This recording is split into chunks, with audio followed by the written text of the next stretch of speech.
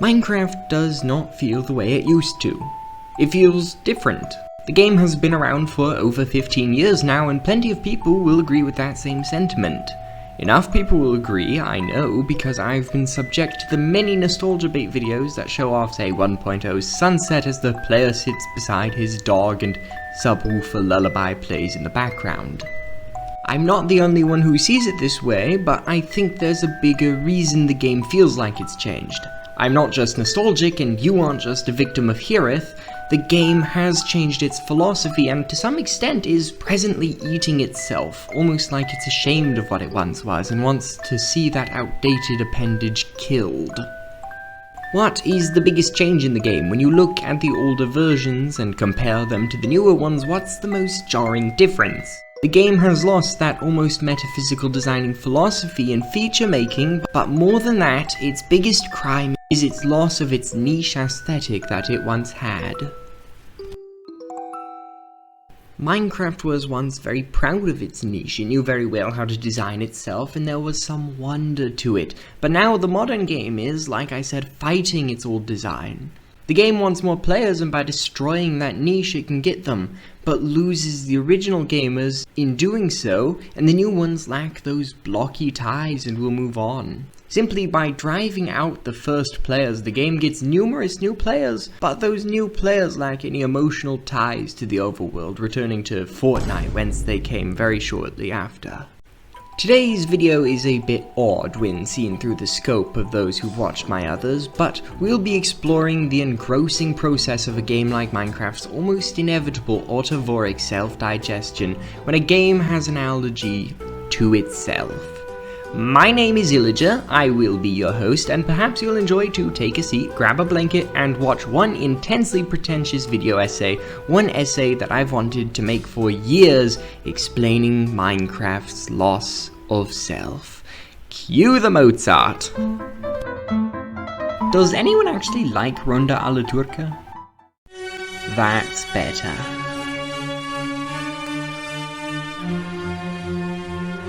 Minecraft used to have a very distinct and unique niche. In the earliest of days this was not the case, of course, but sometime around the beta versions it grew to hold a very specific métier.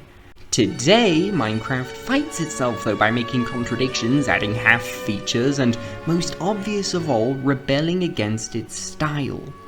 When you watch those nostalgia bait videos on YouTube, it's not the dog or paintings or the sunset that makes you cry, it's not even C418's music. No, compare a 2012 witch to the modern copper golems. The witch, like so many other blocks that reused textures, was internally the same as another mob, the villagers. It was cool, new and unique, but it fit. The copper golem, on the other hand, was cool, but it doesn't really have any reason to exist outside of being a very obscure and somewhat complicated mob with, importantly, no connections to the other features or aspects of the game.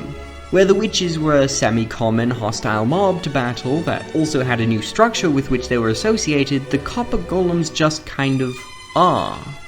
This is the case for so many mobs. Animals are easy to add because they don't need much in the way of backgrounds, but when given no structures and only a half-fitting biome in which they can spawn, they're generally underwhelming or just plain useless.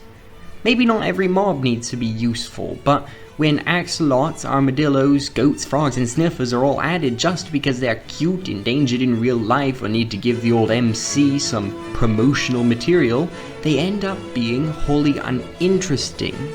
Entire families of mechanics like Amethyst don't connect to anything. Potions are intertwined with dozens of OG mobs and help with combat or exploration, but things like Amethyst or Pots are just disconnected from one another, and one could play a single world for a solid year or so and never come across them. I have. Basically, the newest editions serve no purpose outside of an extremely niche or useless reason. They have no drive, no AO, no reason to be. Not everything needs to be fit for every player. Redstone has a very small community, and not everyone needs the advancements of weaponry besides swords since PvP isn't universal. But if it can't be useful to every sub-community, it should at least be useful enough to have a loyal group to itself. An isolated but firm clan. Let's take a moment to back up from this negativity and frame it as something else. What have the last updates given us? The best updates don't add things, but instead they change the scaffolding that holds up previous features. When the Nether was a barren pit that felt more like a mandatory step to beating the game, it was updated into the proper hell with new fungi, a new mob group in piglins, and a generally revamped ecosystem. It was not a new feature, but a revamp of an already integral part of Minecraft, something almost everyone had to experience, so it was not so plain. This is the same for the caves and the cliffs and the villages before them. What are all of the best updates? They are not additions, but they are changes. They are renovations, not random insertations. And so, when the new drop system comes out that stops with the update aquatics that we've come to love and instead gives us half a dozen Buzzy Bee updates, we feel rightfully as though there's been a decline in quality, as the new system favors a non-existent clique of players that enjoy doing something completely disconnected from the rest of the game's features. They love something so separated from the game that it isn't the game anymore. They don't like Minecraft because the drops aren't a part of the game, rather just a tacky add-on that doesn't change anything.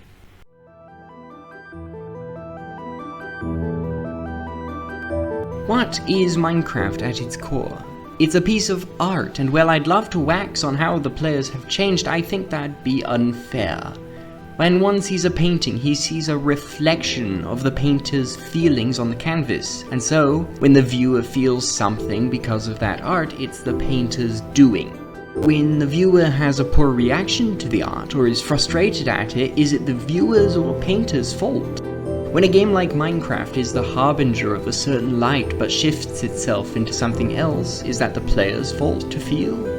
Mojang have changed their beloved formula, developed half-finished features, and generally lost their philosophy, but they are the artists, and if that's how they want to show off their perception of the world to the players, so let them. But the interpreters, you playing viewers, may disagree.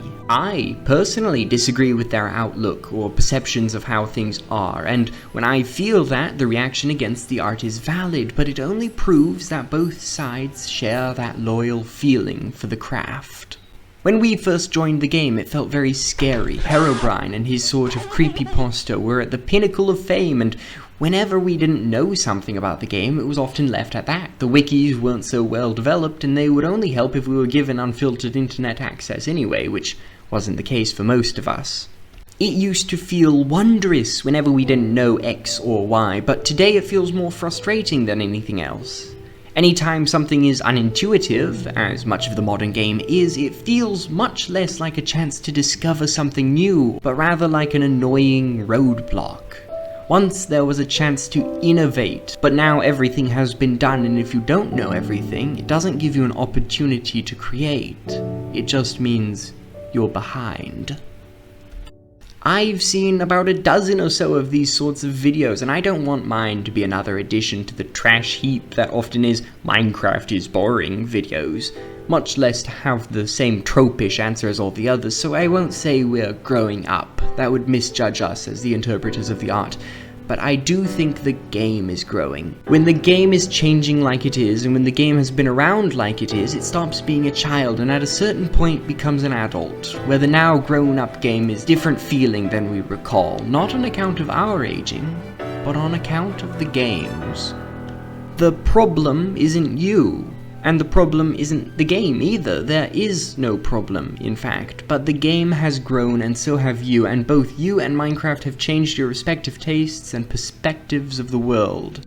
You no longer feel the wonder the same as you did before for what you don't know.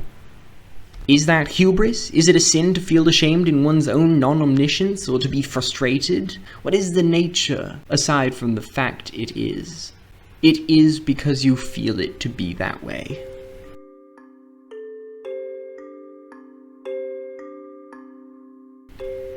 I cannot give you the formula for success, but I can give you the formula for failure, which is to try pleasing everybody. Herbert B. Swope was right when he said this, though when he said it he was on a different topic than just Minecraft. Even despite this, it stands true in more than just existentially stoic topics, where by trying to combat Fortnite, Among Us, or any other game that comes out to threaten Minecraft's position, Mojang have made Minecraft a game for nobody. When you have a niche and loyal fanbase, you kill said métier in hopes of gaining more followers. Those followers won't, I can almost guarantee you, care the same way the original lovers did, and once you betray those who love you for a larger but indifferent mass, you have to understand that said mass will move from Minecraft to Roblox the same way they, just a few months prior, moved to Minecraft from Poppy Playtime. These are infidels against gaming, and to kill those who love you for a number that will steadily grow smaller once the next game comes out a year later is foolish. One should know his own self enough to act in accordance with his role, and by not knowing, or by worse, refusing the self, the philosophy of the self in this case of Minecraft's, we lose that special nook of the internet that we hold dear. To stop updating a game, to kill a game, will leave it good in the taste of the players. The people who loved it will be sad and they'll canonize the game, immortalizing it, but when you change a game, replacing it board by board and sale by sale, killing everything for which it stands, the people don't see a glorious and theatrical shutting off. Rather, they see a lobotomized game, once good, but indistinguishable now. Killing the game would be respectful and let people know when it is gone. Prolonging the game leaves it worse and worse until one looks back and says, this has changed, but when did it happen? It taints the whole line of a game since no one really knows when it became so bad as it is now. Art is the artist's, but you interpret it. When you see the game, Minecraft, an extension of the artist Mojang's perceptions, and give your own reflections on the game by loving it or hating it, the game ceases to be an echo of just the developer's thoughts, but becomes also your own. When you created the mythos of Herobrine and self-explanation in your worlds, that was you making sense of the unknown, and that was your take on someone else's art. That was your art. My own thesis is therefore both flawed and telling. The fact is that the game has aesthetically become different, and that is accurate to what I've said. But to frame it negatively, as I've arguably done, is more a personal reflection on the game. One in the subjective state, not the truer art that Mojang intended. By agreeing with me, you reinforce my artistic take on Mojang's work, and to disagree is to show yourself as an independent artist. This is my attempt at understanding the game, and that is valid because I may view it in a way unique to the way by which you fancy to view it. By trying to be a game for everyone, Minecraft becomes a piece of arbitrarity, and maybe you'd be willing to go so far as to say that alongside that arbitrarity is meaninglessness. Perhaps the game has lost itself and the art hasn't just changed, but rather ceased to exist in totality. That is your decision to make. When all is said and done, this video changes very little. It is, as I said, my 2 cents, and I hope that maybe it can give you some ideas for your own thoughts on the matter. By asking yourself these questions, you can evade the same indifference, and importantly, know yourself well enough to make something of your own art, of your own humanity. Thank you for watching this video all the way through. I thoroughly enjoyed making it, especially since I truly have for ages wanted to explain how I feel about Minecraft's philosophy. I think this view is as valid even as Mojang's is, contradictory as that may seem, but again, I hope you liked this short video essay. I hope to do more like it in the future, but also stick mostly to the general lore theory making. So if either of those are the things that you like, please do subscribe, but otherwise, always think, always speculate, and be sure to keep on loring. I'll see you next time. Bye.